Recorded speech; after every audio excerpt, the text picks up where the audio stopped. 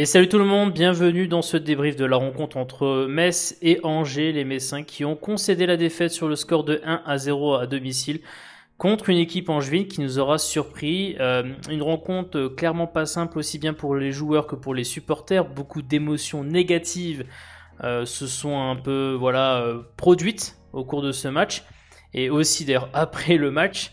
Et pour tout vous dire, on essaye un petit peu de relever la tête parce qu'il faut relever la tête bien sûr après ce match, même si c'est une défaite, il y a beaucoup d'enseignements tactiques notamment à retenir de ce match, pas seulement que les événements à des fois même assez tristes qui ont eu lieu durant la rencontre. Et pour ce faire, j'ai monsieur Grenat Forever avec moi. Comment vas-tu Grenat Forever? Bonsoir, monsieur Socket. Écoute, j'ai connu tes jours meilleurs. Ça va jamais trop bien quand Metz perd. Donc, c'était encore une journée difficile, Encore une journée moralement. difficile. Ouais, moralement, ouais. Bon, après, bon, tu sais, ça n'est qu'un match de football, mais c'est vrai que, Ouais, tu vois, moi je c'est prends les choses très à cœur. oui, je sais que tu prends très à cœur ce genre de choses, mais en tout cas, il faut analyser ce qui s'est bien passé, ce qui s'est mal passé durant ce match, surtout d'un point de vue tactique. Il y a eu beaucoup d'événements durant la rencontre qui ont suscité beaucoup de débats. Il faut un peu faire la part des choses et se concentrer aussi sur ce qui n'a pas été efficace durant ce match, sans pour autant oublier certains événements qui ont quand même un rôle important dans ce match. Et donc, on va essayer effectivement de débriefer cette rencontre entre Metz et Angers. Tout d'abord, je vous propose de vous donner, je dirais, la possibilité d'exprimer votre avis sur ce match. Je sais qu'il y a eu beaucoup de choses, donc vous pouvez un peu nous partager ce que vous avez pensé du match, des différents événements qui ont eu lieu durant cette rencontre. Bien sûr, on vous attend pour les top et flop. On va faire notre top et flop avec Grenat Forever à la fin de ce débrief, bien sûr. Donc voilà, si vous pouvez un peu nous donner votre bonne satisfaction ou au contraire votre déception. Et il y a peut-être quelques noms là aussi qui vont sortir de votre côté. Donc en tout cas, voilà, on vous attend dans les commentaires. N'oubliez pas bien sûr de vous abonner à notre chaîne YouTube. Encore une fois, un très grand merci à tous et toutes celles qui se sont abonnés récemment et qui vont le faire par la suite. On apprécie grandement votre soutien. Et dernière petite chose, bien sûr, vous avez le programme à l'écran. Alors un programme particulier puisque on va garder l'habituel, notamment partie sur la tactique, la composition d'équipe. On va essayer après de avoir un focus sur les faits du match, donc les différents faits qui se sont déroulés, pour un peu aborder les moments principaux de la rencontre. Et bien sûr, comme je l'ai dit, on terminera par le traditionnel le top et flop.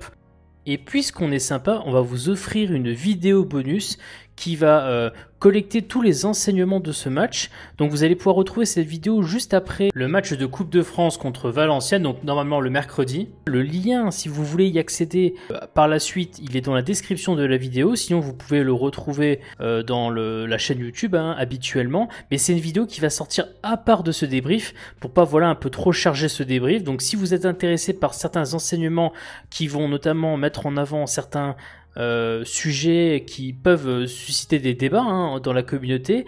On parlera de beaucoup de choses intéressantes pour les matchs à venir, donc n'hésitez pas à consulter cette vidéo bonus juste après bien sûr ce débrief que l'on va présenter tout de suite. Est-ce que tu es prêt Grenat Forever?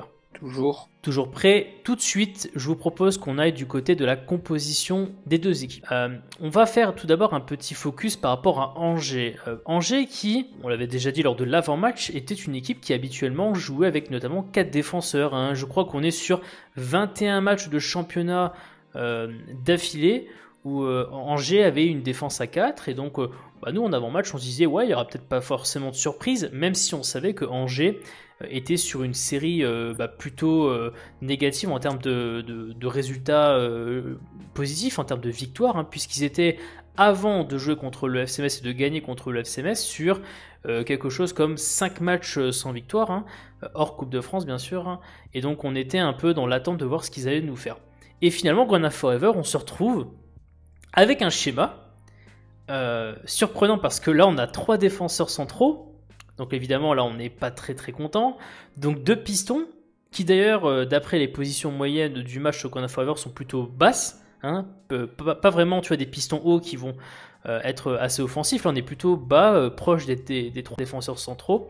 Et puis quand on regarde le reste, donc avec tout ce qui est normalement tu sais l'aspect offensif, on a cette équipe de danger qui nous met notamment le fameux, mais non le moindre, Monsieur Fujini, pour un peu nous poser des problèmes dans l'organisation offensive d'Angers. Et sinon, quand on regarde bien, on a par exemple effectivement Monsieur Diony en pointe, un jeu Grenade Forever qui du côté d'Angers est quand même très axial quand on regarde les positions moyennes. Ah bah c'était pas 3DR, pour moi c'est vraiment un vrai 5-4-1 avec deux pistons mais qui jouent vachement bas, les deux récupérateurs très athlétiques et très physiques, et ces trois de devant avec Fulgini Bouffal vraiment collés, très axial, quasiment sur la même ligne les deux, chargés d'alimenter Loïs Diony en transition rapide. Et ce qu'ils ont très bien fait dans le match. Et donc... Ouais, donc c'est un peu l'orientation qu'ils ont eue durant cette rencontre. Donc encore une fois, quelque chose d'assez inédit dans leur période actuelle, et donc qui était un peu peut-être une réponse par rapport à ce que nous, Messins, nous faisions depuis quand même quelques matchs maintenant à travers notre schéma tactique. Justement, Grenade Forever, le schéma tactique côté Messin. L'habituel, comme vous savez, on est sur, comme j'ai dit, on est sur du 3-4-3, ou alors du... Voilà, il y a plusieurs questions, est-ce que c'est un 3-5-2, mais on est toujours dans la même idée, bien sûr. On avait, au niveau des interrogations, comme on l'avait dit, incertitude en avant-match par rapport à Fabien Santonze, puisque un blocage judo laissait un peu planer le doute sur sa participation au match. Il a été convoqué la veille dans le groupe de ce match. On apprend Grenade Forever que Santonze tient bien sa place en tant que piston droit de la défense messine. Ouais, j'étais assez étonné, comme je l'ai dit. Pour moi, je pensais pas qu'il allait ni commencer, mais plutôt être en tribune. Donc bon, forcément content qu'il soit là, mais tu savais pas trop s'il allait être à 100% ou pas. C'est sûr, et donc vu que Santonze est sur le terrain, alors qu'on pensait que Delaine aurait pu peut-être jouer, Delaine n'est pas non plus en tant que piston gauche, puisque comme on s'y attendait au vu de la rotation instaurée un peu tous les 3 matchs, on change, une fois on prend l'un, une fois on prend l'autre. Antonetti a décidé de mettre donc Udol pour ce match en tant que piston gauche, et donc de composer notamment cette défense avec les 3 centraux habituels que sont bien sûr Boy, Kouyaté et Braun. Finalement, Udol, Grenade Forever, pas non plus de surprise dans la logique de ce qu'on avait prévu à la suite notamment du match contre Bordeaux. Bon, toujours ce souci d'alternance entre ces deux latéraux. Donc samedi c'était Delaine, là c'était autour d'Udol. Donc non, pas de surprise. Oui, c'est ça. Donc on est un peu toujours dans cette idée-là. Et puis le milieu de terrain, finalement, Pajot démarre titulaire, donc dans ce milieu où, je le rappelle, Maïga était suspendu, et donc on décide effectivement de mettre ce duo Pajot-Sarr, qui d'ailleurs sera un sujet de conversation dans les enseignements du match, mais effectivement le duo qui démarre, donc qui laissait quelques promesses, donc on va effectivement analyser cela par la suite, mais en tout cas effectivement une petite première, comme on peut le dire, pour ces deux-là ensemble. Devant lui, Boulaya, en numéro 10, créatif comme d'habitude. Et là, Grenade Forever, pour la suite, l'attaque. Le duo offensif que nous avons devant nous est le même duo offensif que contre Bordeaux. Une première, n'est-ce pas? C'était jamais arrivé sur la phase retour quand Antonetti ne change pas son duo d'attaque. Donc ouais, surpris, oui et non. Mais c'était une grande première. C'était à noter. Ouais, c'est sûr que ce duo Leia Iseka, Labingay était...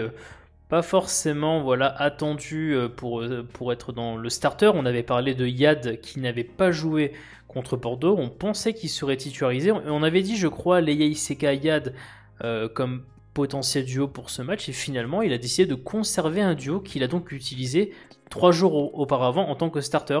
Donc là aussi, quelques interrogations de la volonté qu'il y avait derrière le fait de garder ce duo-là. Qu'est-ce que ça voulait indiquer peut-être pour la façon de jouer durant le match, mais comme tu l'as très bien dit, intriguant, étonnant, et en plus une grande première sur la phase retour.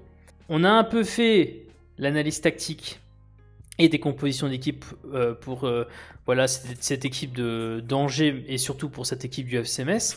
Maintenant, je vous propose, à ceux qui nous écoutent, de passer dans le dur du sujet, à savoir le contenu du match en lui-même. L'effet du match, on va, si vous voulez bien, couper cette partie en plusieurs questions, ou en tout cas sous-parties, pour justement que l'on puisse aborder le maximum d'éléments de ce match et qu'on puisse un peu discuter avec notamment Grenade Forever, mais aussi à vous, hein, donner votre avis bien sûr sur toutes ces questions-là pour qu'on puisse un peu couvrir tout ce qui s'est passé durant ce match.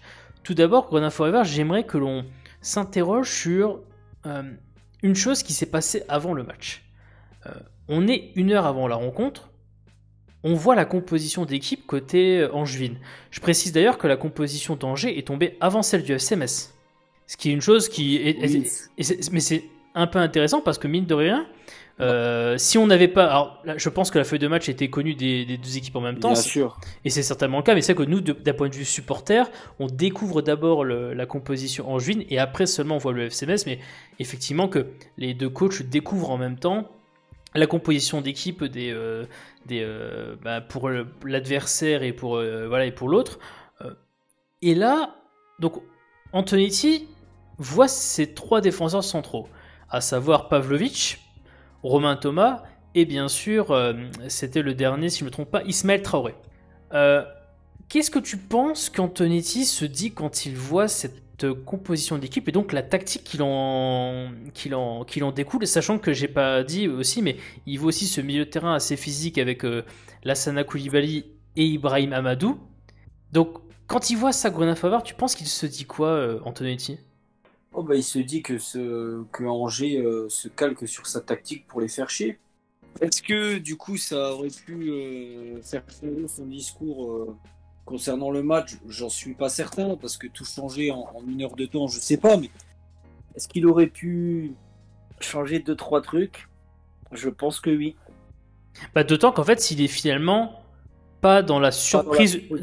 Ouais, mais il est pas finalement, tu sais, dans la surprise au début du coup d'envoi de se dire ah mais attends, Angers nous met 3 centraux et en plus ils ont 2 milieux assez athlétiques, physiques au milieu de terrain. Je vais avoir du mal quand même à notamment passer au milieu de terrain, voire à prendre physiquement le pas avec mes attaquants sur les centraux. Tu vois ce que je veux dire? Il le découvre pas à la première minute, il le découvre 1 heure avant, tu vois, quand même. Oui, mais je pense qu'il s'attendait à ce milieu, ce duo athlétique. Hein. Ça, je pense qu'on s'attendait un peu à ce que Mangani soit pas titulaire. C'est ça, je l'avais dit, de mettre ce duo. Ce qui s'attendait pas, c'était une défense à 3 parce que Stéphane Moulin ne joue jamais comme ça. Peu importe qu'Angers soit en crise de résultats ou dans une phase d'embellie, Stéphane Moulin ne renie jamais son système de jeu, justement. Bien sûr. C'est lui qui impose son système, son 4-3-3 ou 4-2-3-1 avec Fulgini en 10 à ses adversaires. C'est pas du Stéphane Moulin de s'adapter au schéma de l'adversaire pour les contrecarrer. C'est pas dans la philosophie de Stéphane Moulin, mais bien lui en a pris sur ce match. Mais voilà. Est-ce qu'Antonetti était surpris? Je pense un peu comme nous. Hein. Et donc pour toi, est-ce que Moulin gagne son duel tactique d'avant-match avec Antonetti? Je précise, attention, si on met de côté ce qui se passe durant le match. Difficile à dire. Tu te dis que moi, je me dis, la réaction que j'ai eue, c'était Stéphane Moulin a peut-être peur de nous et fait une tactique pour nous. Il essaye, en fait, lui, de changer les choses pour essayer d'en mettre des messes. Alors que nous, non. Nous, on reste dans notre ligne, en fait. Alors que nous, on reste principe à notre philosophie, entre guillemets, des 2 derniers matchs. Dans la composition, je veux dire. Essayer d'imposer nos idées, quoi. Ouais. Voilà. Donc en tout cas, ce qui est sûr, c'est que autant les Angevins sont pas surpris parce que finalement ils s'attendent à ce que à faire Metz et en plus eux mettent en avant quelque chose de nouveau. Par contre, la surprise est vraiment côté Messine et là peut-être que là il y a mentalement avant le début du match quelque chose qui se joue peut-être dans les esprits du staff messin, tu vois, de se dire bon, c'est quand même surprenant. Et peut-être que par rapport à ce qu'on avait prévu durant la semaine, là, tout est peut-être un peu, tu vois, mis à la poubelle parce que quelque chose en face de nous de totalement surprenant est en train de se passer. Donc il y a peut-être là une première réflexion sur ce qui va se passer dans la suite, tu sais, des événements. La suite des événements, justement, nous amène tout d'abord donc à ce début de match. Et là, Grenade Forever, très rapidement, on constate que tu sais, l'entre-deux un peu tactique entre les défenseurs qui restent bas, les attaquants qui sont hauts et les milieux de terrain qui essaient de combler le vide. C'est un peu une impression que l'on avait, tu sais, lors des premières minutes contre Bordeaux notamment. Et là, pour le coup, à nouveau, on constate cet entre-deux tactique.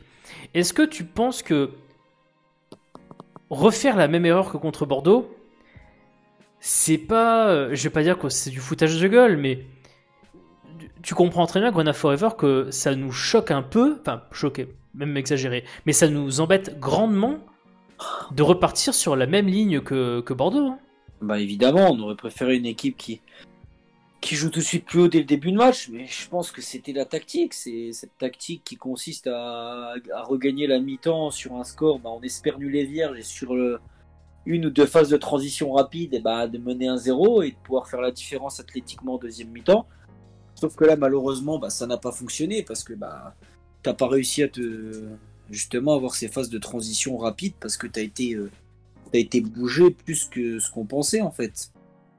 Ouais, t'as été bougé. Alors c'est vrai que notamment on a, Je- ouais, non mais juste, t'as même, mais c'est qu'on a constaté quand même très tôt dans le match que malgré seulement la pointe, tu sais, aux avant-postes de côté Angevine, à savoir Diony, que malgré cette seule pointe, ils arrivaient à transpercer par notamment un très bon jeu de passe de Fulgini, à transpercer notre ligne défensive et à se procurer dès le début de match des occasions même de face à face avec Ukija quand même. Hein.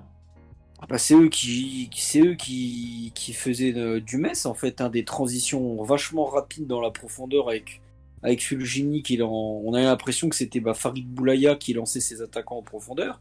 Sauf que là c'était Fulgini et comme nous, ben soit on était trop bas et les lignes resserrées, bah forcément tu te retrouves à chaque fois à 2-3 mètres au marquage, donc bah tu peux pas couper les lignes de passe quand tu es aussi loin des bonhommes. Hein. Et tu peux pas aussi accompagner les attaques quand par exemple un joueur, et vous aurez au cours de ce débrief qui des fois quelques photos d'illustration pour voilà un peu pour vous montrer un peu l'idée que l'on a derrière nos propos. Quand notamment il y a j'ai vu Udol, tu sais, qui avait été annoncé comme étant le grenat du match. Udol qui à un moment donné, tu sais, part en contre-attaque depuis le côté gauche. Quand il part en contre-attaque, tu sens que en fait notamment les joueurs derrière montent pas du tout pour accompagner l'action, tu vois. Très vite, il se retrouve isolé. Tu sens pas l'accompagnement aussi bien offensif, d'accord, et aussi l'accompagnement défensif. C'est-à-dire que si il commence à nous prendre au milieu de terrain, tu sens pas les attaquants qui redescendent pour resserrer la ligne, hein, pour reprendre les propos que tu as avancés. Et pareil, quand tu vas en attaque, tu sens que ils sont peut-être 3-4 à vouloir attaquer, mais tu sens pas notamment les défenseurs, tu sais, derrière pousser pour justement monter le plus haut possible, pour jouer peut-être leur jeu le plus haut possible, hein, parce que la ligne médiane c'est un peu la limite sur laquelle tu peux jouer pour faire notamment le piège du hors-jeu. Certainement peut-être parce qu'effectivement il y a eu ces premières actions où carrément ils les passent traverser tu sais la ligne de défenseur Messine, et peut-être que ça les a fait peur dès le début du match. Et c'est vrai que finalement ce sentiment-là va un peu imprégner la façon de jouer du FC Metz durant d'ailleurs durant tout le match. Mais ce qui est sûr, c'est que par contre, Gonna Forever en face, il y a clairement pas un entre-deux tactique. Par contre, en face, c'est solidité, on joue compact, d'accord, notamment le milieu de terrain. Très impressionnant les phases du milieu de terrain où Angers est à chaque fois en supériorité numérique, alors que nous à Metz on a nos deux milieux de terrain, Pajot et Sarr, qui tentent un peu de bouger. À chaque fois ils sont au moins 3 ou 4 bien en place dans l'axe du milieu de terrain, et il n'y a rien qui peut passer par l'axe. Ce qui fait qu'on a cette histoire qu'on a Forever, tu sais, de jeu long. Ou qu'est-ce qu'on essaie de faire bizarrement pour essayer de contourner ça? On veut jouer long sur Leye Iseka ou Lamine Gueye, sauf qu'à chaque fois il y a quand même un duel physique et aérien entre Lamine Gueye, qui est pas non plus très très costaud, mais bon, il sait se démerder, hein. Et donc les Iseka également face à Pavlovic, Romain Thomas et Traoré. On est d'accord que là, pareil, je veux dire, t'as d'un côté une équipe qui est ouais, pas très organisée et pas très homogène, plutôt donc hétérogène, alors qu'en face, ouais, qu'on a Forever, on est d'accord que Angers est plutôt homogène dans sa façon de faire, dans sa façon d'évoluer au fur et à mesure de l'évolution du match. Hein. Oh non, mais clairement, c'était du tableau noir, hein, ce qu'ils ont fait les joueurs de Stéphane Moulin. C'était leurs deux joueurs, la récupération, ils ont récupéré un nombre incalculable de ballons, mais sobrement, ils ont pris le pas athlétiquement, et après la tactique était simple, hein, c'était chercher soit Bouffal et Fulgini, et après aller et lancer toujours ces longs ballons sur Loïs Diony. Hein, c'était un schéma répétitif, un peu stéréotypé, mais ça s'est passé combien de fois en première mi-temps? Beaucoup de fois. Ce schéma-là, c'est passé 3, 4 fois. Bien sûr. Sur à chaque fois les mêmes actions. Hein. Mmh. Bah, c'est tellement passé 3 ou 4 fois que je dirais que c'est la transition parfaite pour un peu la troisième, comment dire, la troisième sous-partie ou le troisième élément à développer. C'est notamment le penalty obtenu justement par un Diony lancé en profondeur, comme tu l'as dit. Hein. Pour le coup, donc le penalty qui est provoqué par Diony. Alors, évidemment, parce que certains vont vous engueuler si on le fait pas, il y a ce débat de est-ce qu'il y a penalty ou pas. Alors, il y a cet élément-là, mais il y a d'autres éléments. Mais d'abord, jugeons moment par moment. Parce que moi, évidemment, je vous avoue que j'ai évidemment regardé à nouveau le match. J'ai pris aussi des captures photos pour un peu illustrer nos différents propos qu'on a fait vraiment moi-même, hein, puisque c'est bien beau de juste dire les choses, mais si on peut un peu illustrer, je pense que c'est quelque chose qui peut énormément servir dans le débat. Tout d'abord, Gonna Forever, moi j'ai la première image où quand je vois, tu sais, Fujini qui a la balle dans les pieds, ok.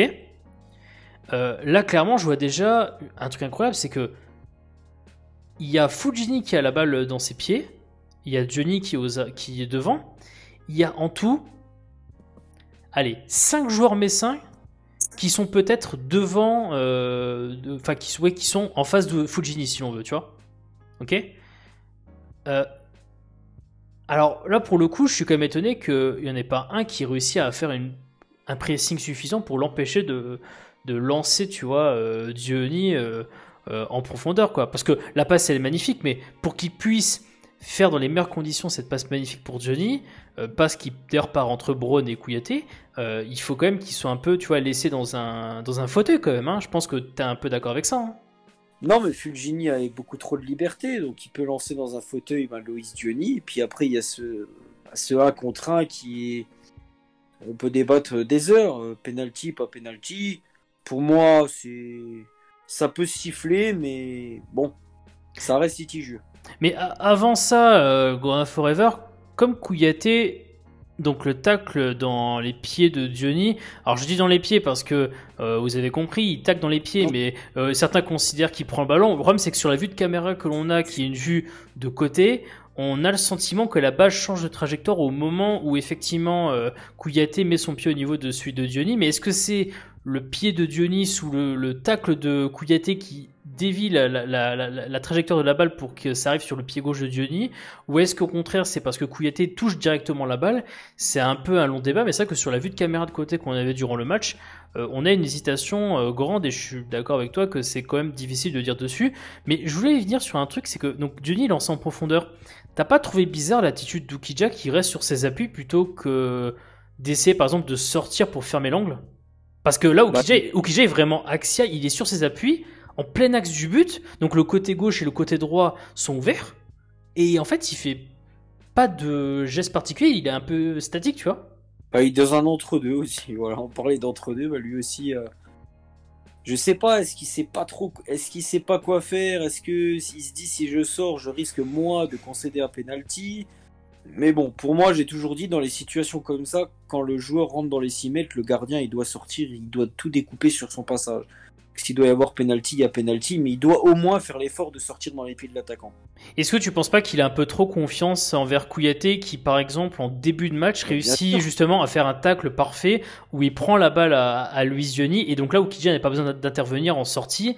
Et donc, est-ce que tu penses pas que dans son esprit, ça lui fait un peu genre en mode ouais, il l'a déjà fait une fois, il peut le refaire une deuxième fois. Je vais éviter de saboter entre guillemets son action défensive en faisant une sortie peut-être mal maîtrisée, tu vois, pour le coup.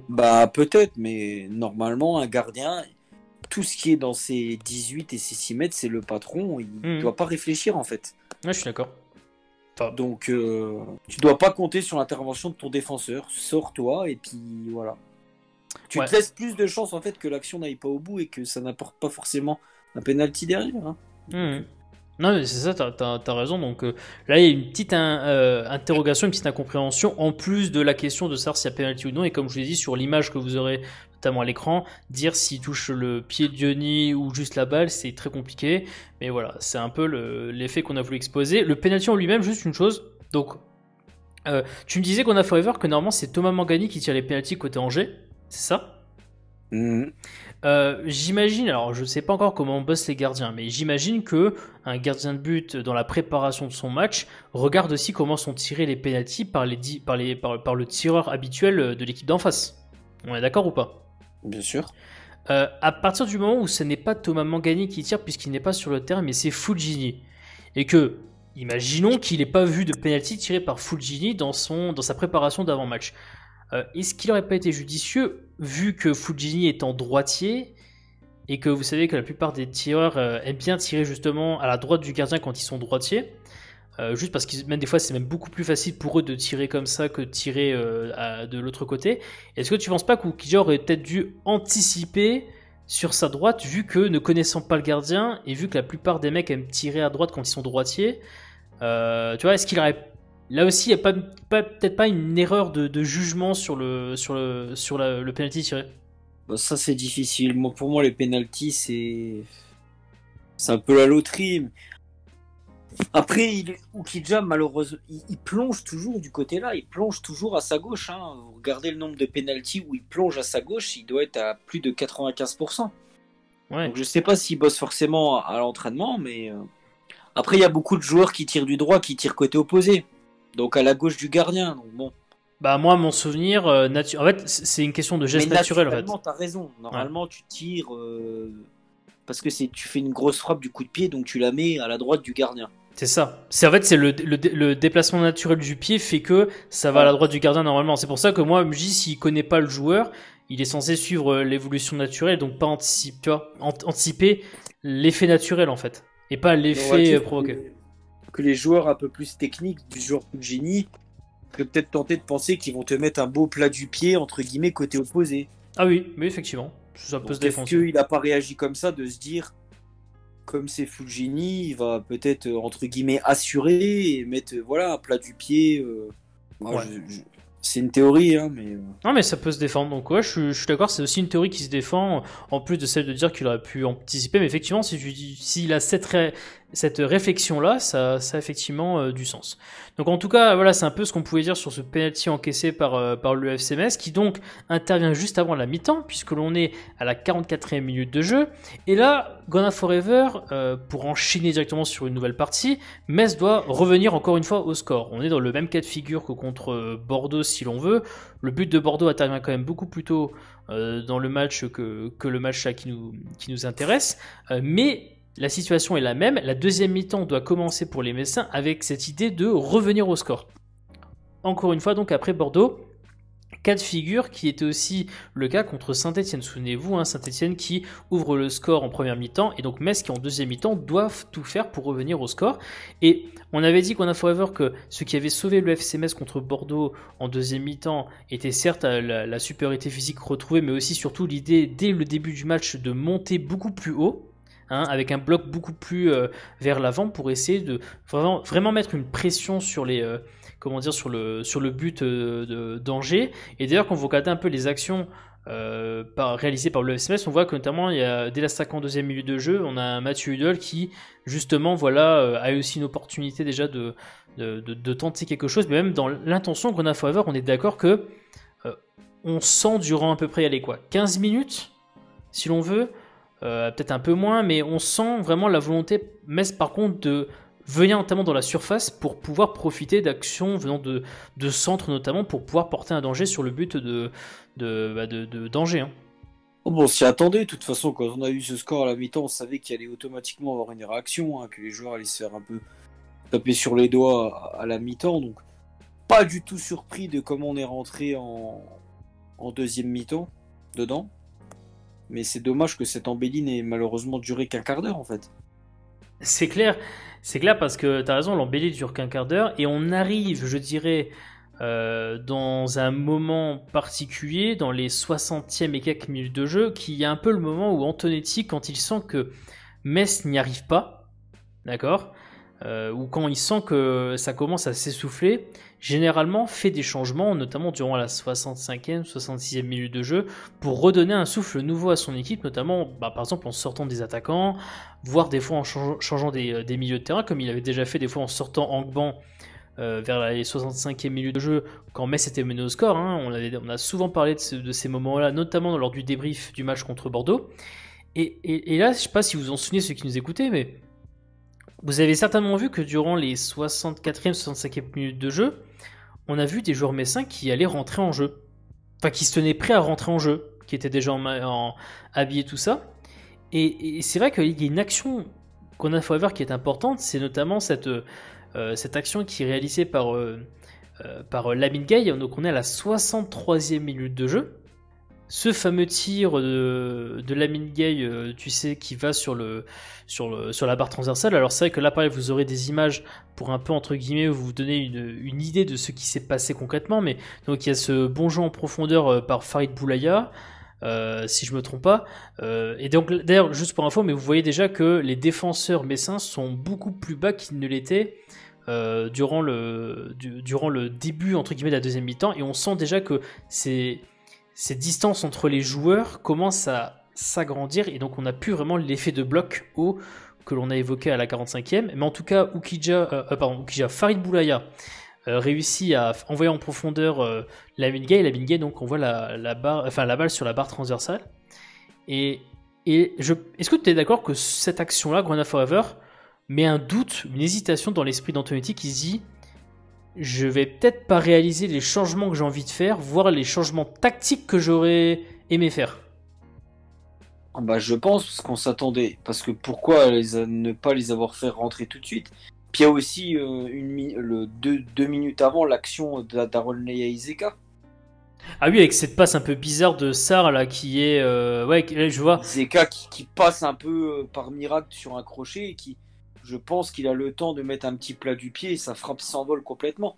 Ça reste, même si une frappe n'est pas cadrée, ça reste quand même une situation très, très dangereuse. Ouais.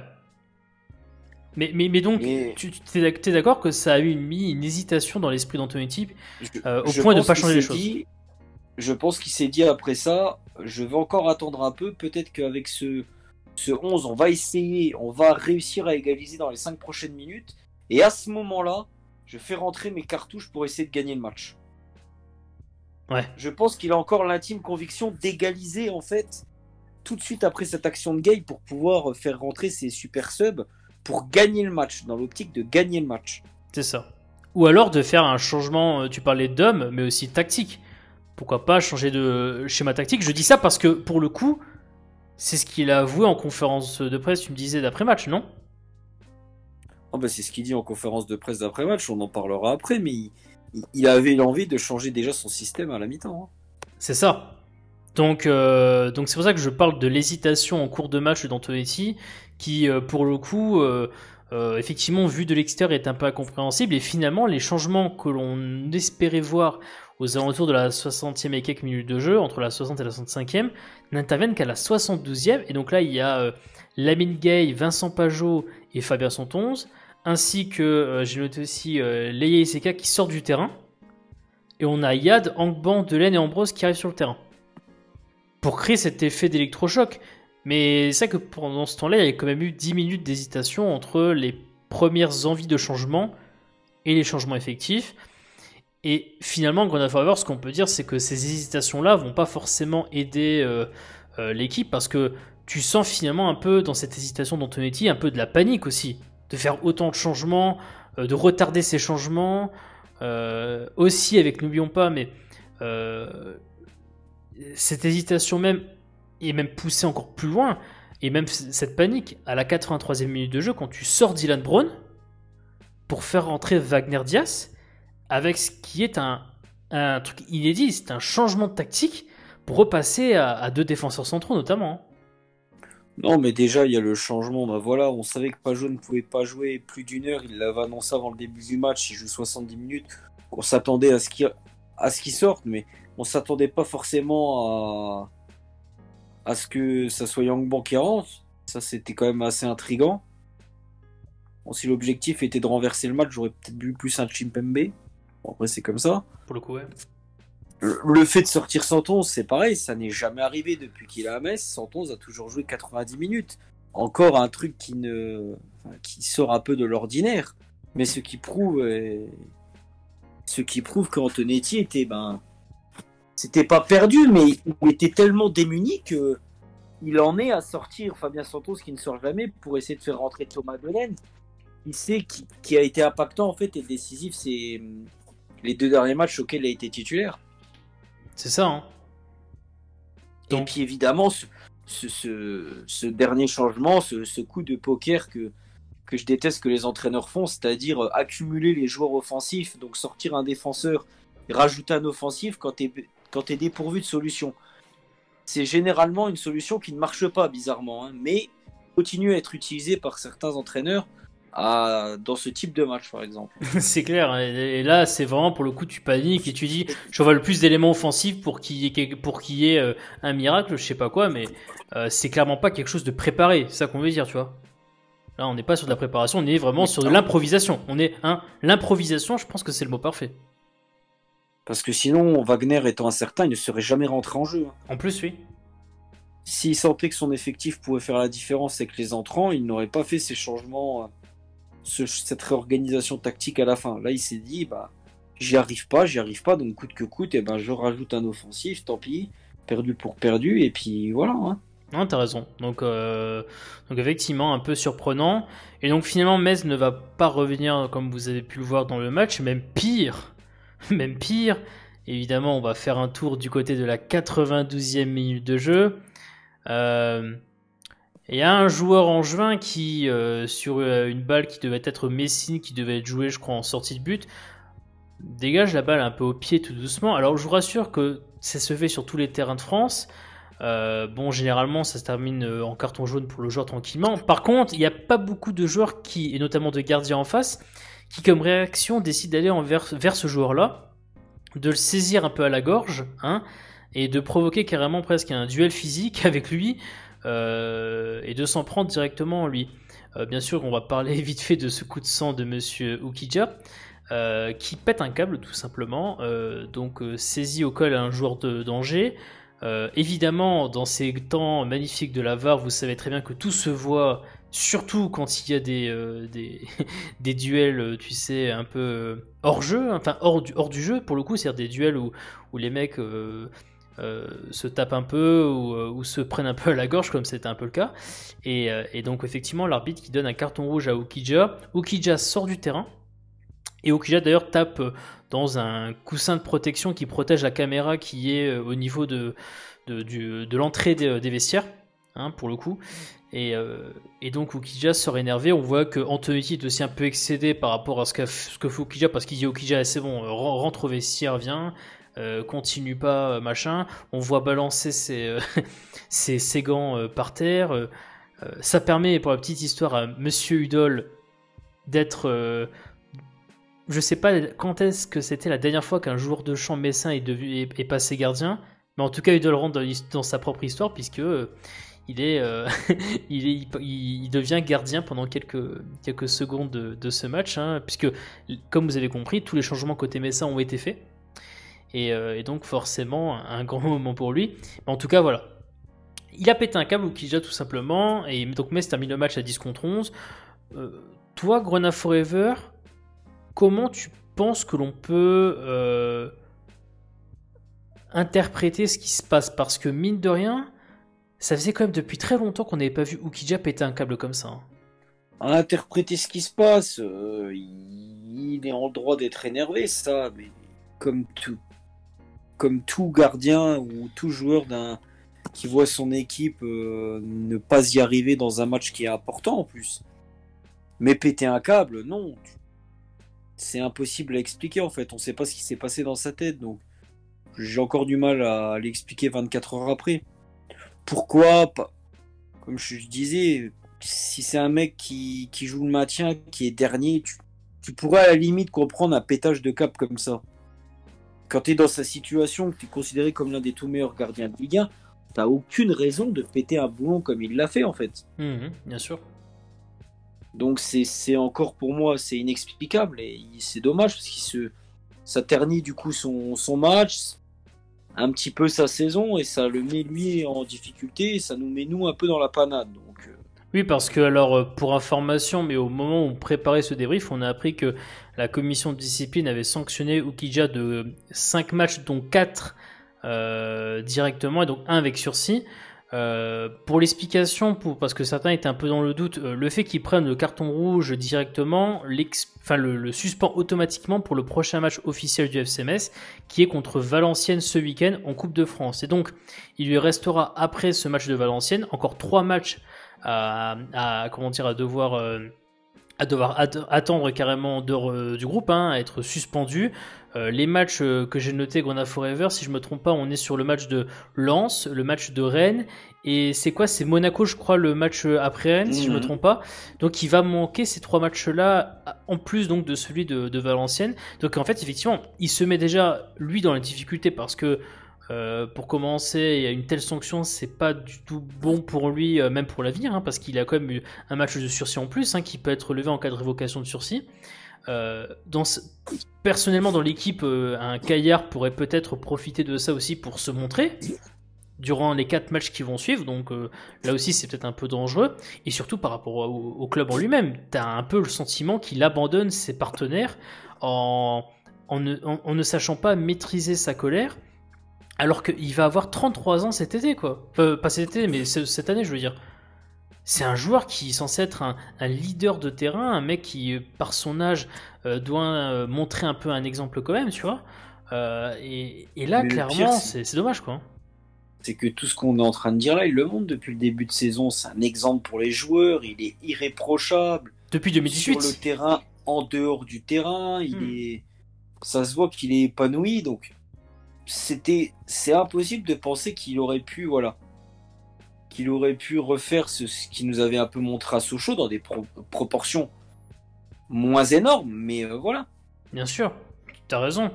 On parle bien sûr de Sochaux 2018, pour ceux qui s'en souviennent, il avait été pas loin justement de l'expulsion parce que son comportement était un peu borderline, et là on est sur un vrai comportement borderline, et moi à mon avis... Mais ça il l'avait expliqué, il avait dit qu'il était un peu nerveux, qu'il buvait trop de café ou je sais pas quoi, il avait diminué, non mais ça il l'avait véridique. Peut-être qu'il est retombé dedans, je sais pas, en tout cas ce qui est sûr c'est que pour moi sa sanction de 4 matchs... de 5 matchs de suspension, dont 1 avec sursis, pour moi, c'est une suspension qui est à l'équilibre. Certains diront même qu'elle est soft. Moi, je trouve qu'elle est à l'équilibre. On est sur un fait qui se déroule en dehors du jeu, donc il doit être sanctionné peut-être plus durement qu'un fait réalisé dans le jeu qui était même peut-être dangereux. Mais là, il y a la prise à la gorge. Il y a surtout aussi le fait qu'il tape derrière devant le délégué, pas très malin non plus, dans le coussin de la caméra devant le délégué. C'était pas même très smart. Il jette ses gants sur le terrain. Il s'est donné en spectacle. Enfin, bien sûr. Il y aurait eu l'étranglement et après il serait sorti, mais calmement, sans faire de vagues. Mais jusqu'à sa sortie et le tapage dans la caméra, il continue. Donc il y en a qui vont me dire après que déjà depuis 2-3 matchs, il était moins bien. Mais il était peut-être un peu moins bien, mais il n'était pas nerveux comme on a pu. On n'aurait pas pu penser qu'il allait se produire un truc comme ça, quoi. Non, c'est clair. On va passer maintenant, si vous voulez bien, au classement de cette journée de championnat de Ligue 1, alors cette 28e journée. Alors il y a eu quelques résultats durant la rencontre entre Metz et Angers. Alors les résultats, je vous avoue que certains sont plutôt favorables pour notre maintien, si l'on veut, dans le top 10. D'autres en revanche sont un peu plus compliqués. Les résultats qui vont contre nous... Alors tout d'abord, rappelez quand même que Metz, à l'issue de cette journée, termine à la 6e place, avec donc les résultats qui vont contre nous, à savoir la victoire de Lens à Saint-Etienne, qui fait que Lens nous passe devant et obtient cette 5e place. Pour le reste, dans le top 10, donc Angers qui nous bat, forcément profite de cette victoire pour remonter à la 9e place du classement. Le reste du top 10, entre guillemets, a fait des mauvais résultats. Il y a eu la défaite de Rennes, il y a eu la défaite... est-ce qu'il y a une autre défaite Grenade Forever? Il y a eu aussi la défaite de Monaco, mais du top 4, donc qui nous concerne moins peut-être, vu qu'eux semblent assez inatteignables. Montpellier. Et c'est ça, le nul de Montpellier qui est ralenti un peu... dans leur course-poursuite pour nous rattraper. Et sinon, après, il faut aller en dehors du top 10. Et là, c'est qu'il y a beaucoup d'équipes qui, pour le coup, ont gagné leur match et qui se rapprochent du top 10, tout doucement mais sûrement. Nice qui a gagné, qui revient à 3 points de Rennes, qui est 10e à l'heure actuelle. 10e qui a un match en moins, tout comme Marseille d'ailleurs. J'avais oublié, mais Marseille a aussi perdu son match Grenade Forever. Dans la partie où nous sommes. Ne l'oublions pas. Et donc effectivement, ces équipes en dehors du top 10, hein, Nice, Reims, Brest et Strasbourg, qui ont gagné leur match et qui se rapprochent tout doucement du top 10, donc ça annonce peut-être une fin de course pour le top 10 qui s'annonce compliquée pour pas mal d'équipes alors qu'il ne reste que 10 matchs. C'est beaucoup mais c'est peu à la fois, hein, mais il reste quand même 30 points à distribuer, donc méfiance quand même pour les équipes aussi bien qui viennent de l'extérieur du top 10, mais surtout nous qui sommes dans le top 10 et qui vont essayer de rester dans ce top 10 d'ici la fin de la saison. Donc fin de saison absolument pas simple pour le FCMS, qui est donc, je le rappelle vite fait, hein, mais un peu voilà, on est un peu en avance, on va dire, sur notre par rapport à ce qu'on avait fait en début de saison, malgré cette 9e défaite donc acquise, obtenue à la suite de notre malheureux accident de parcours contre Angers. On passe, si vous voulez bien, au top et flop. Pour terminer ce débrief, on aimerait bien sûr avoir vos top et flop, hein, dans les commentaires. Dites-nous ce que vous pensez au niveau des différentes performances des joueurs du FCMS. Quelle est celle qui vous a le plus déçu, le plus surpris, celle qui vous a le plus étonné positivement? Dites-nous cela dans les commentaires. Nous, on va vous donner notre top et flop, et j'aimerais que l'on commence Gonna Forever par le top. Peux-tu me donner ton top de ce match? Il sera assez simple, hein, Lamine Gueye. Lamine Gueye pour son début de match, je présume. Pour sa première mi-temps, c'est quand même en première mi-temps déjà, ça a été le rare Grenat à se montrer dangereux, même si ça n'a pas abouti à des occasions franches. Et puis en deuxième mi-temps, au moins ces 15 premières minutes où il est aussi impactant et il finit cette bonne partie sur cette frappe sur la barre transversale. Effectivement. Il a fait un match consistant dans la lignée du match qu'il avait montré à Bordeaux. Ça, c'est par contre une très bonne nouvelle par rapport à ce qu'on disait sur lui. C'est qu'on a retrouvé du bon Lamine Gueye depuis 2 matchs qui avait eu une période creuse. Et au moins lui a retrouvé, entre guillemets, un bon niveau. Tout à fait. 3 tirs dont un cadré sur ce match pour Monsieur Lamine Gueye qui effectivement est bien reparti en avant. Moi j'avais envie de récompenser Mathieu Hudol sur ce match qui je trouve a pas été si mauvais que ça, au contraire. Pas mal en jambes, notamment en première mi-temps, Gonna Forever. Hein. On a vu un Mathieu Hudol qui n'hésitait pas à aller vers l'avant quand il pouvait aller vers l'avant. Il n'a pas non plus démérité dans son match. Hein. On est en plus sur une performance où, notamment dans son jeu de distribution, il est à, je crois, 92% de passes réussies. On est sur un des joueurs qui joue le plus vers l'avant côté messin. Donc c'est clairement pas mal. Hein. On est vraiment sur une performance assez satisfaisante. C'était un peu, je dirais effectivement, qu'on a fait voir, comme avec Lamine Gueye, il y a un peu les rares joueurs qui nous ont, on va dire, intéressés sur ce match, peut-être notamment offensivement, hein, pour le coup. Hein, parce que bon, c'est vrai que pour le reste, c'était un petit peu plus compliqué. Mais je vais mettre effectivement Mathieu Hudol comme mon top sur ce match. Maintenant, passons à ce grand moment qui est le flop du match. Il y a peut-être un peu plus de choix. Quel est ton flop Gonna Forever sur ce match? J'ai quand même envie de mettre Alexandre Oukidja, malheureusement. Je crois que c'est la première fois que je le mets là. Bon, c'est tout un florilège, hein, le penalty où peut-être s'il sort, ça évite peut-être un penalty. Puis évidemment, son pétage de câble qui ternit, qui est obligé de le mettre là. Je suis désolé, mais ça ternit son match. C'est ça, parce qu'il y a non seulement la fin de match, mais il y a peut-être aussi comme on a eu, hein, des réflexions sur l'action qui mène au penalty, hein. Peut-être ce manque d'hésitation, plutôt cette hésitation, ce manque de réactivité, si l'on veut, qui fait qu'il y a peut-être une interrogation à avoir là-dessus. Donc effectivement, c'est ton choix. Alors moi, pour le coup, c'est compliqué parce que moi, je t'avoue que le match quand même de Farid Boulaya est pas si extraordinaire que ça quand même. Hein. Alors c'est peut-être pas le pire, je suis d'accord, c'est vrai que Oukidja, et je suis d'accord que certains vont dire que c'est un flop peut-être beaucoup plus légitime, mais c'est vrai que Boulaya, pour le coup, on l'a pas senti dedans dans ce match, tu vois. Et ce qu'on disait justement, Gonna Forever, c'est qu'on a plus senti un Sarr, tu vois, plus entreprenant offensivement sur ce match que peut-être un Boulaya. Donc moi je mettrais Boulaya. D'ailleurs Boulaya c'est beaucoup moins illustré offensivement sur ce match que Sarr, alors que t'attends effectivement sur ce match qu'il y ait un peu plus de lien entre les milieux de terrain et les attaquants, et on n'a pas senti ce lien. Tu vois, et aussi parce que moi, ce qui m'a un peu énervé, Gordon Forever, et tu m'avais expliqué ça en off, c'était son coup franc à la 80e. Tu sais, où on lui fait faute sur lui, il décide de prendre le coup franc et il l'envoie au-dessus. Et moi, je trouve que c'est un peu le symbole de son match, qui est en fait un match plein de frustration pour lui aussi, tu vois, pour le coup. Donc c'est un peu la raison pour laquelle je vais le mettre en flop. Même si je suis d'accord, c'est pas forcément un flop autant proéminent et autant fort que pour monsieur Alexandre Oukidja. On a fini ce long débrief du match entre Metz et Angers, donc cette défaite du FC Metz 1-0 contre Angers. Bien sûr, on vous remercie d'être resté jusqu'au bout si vous êtes resté jusqu'au bout.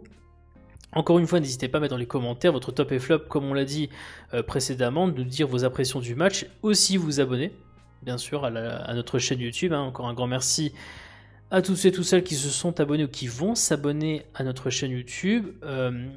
Prochain rendez-vous avant match d'une petite rencontre de Coupe de France contre Valenciennes, qui s'annonce assez intéressante d'un point de vue notamment test tactique. Un petit test tactique en 4-3-3 hybride. On ne sait jamais, ça pourrait être intéressant, mais on va en parler bien sûr durant l'avant-match qui sera disponible le matin de la rencontre. Mais d'ici là, bien sûr, on étudiera aussi l'analyse de la rencontre, bien sûr, le lundi matin. Grenade Forever, merci beaucoup d'avoir fait le débrief en ma compagnie. Merci à toi. Et pour vous, les auditeurs, les auditrices, on vous laisse sur ça. Passez encore une bonne fin de semaine avec le FC Metz. On va essayer de se relever de ce qui s'est passé contre Angers. Ça n'est que du football, vous inquiétez pas. Mais voilà. On soutient notre club même quand il perd, et on n'hésite pas à débriefer ce qui a été, ce qui n'a pas été. Donc on va vous laisser sur ça. Portez-vous bien et allez le FC Metz.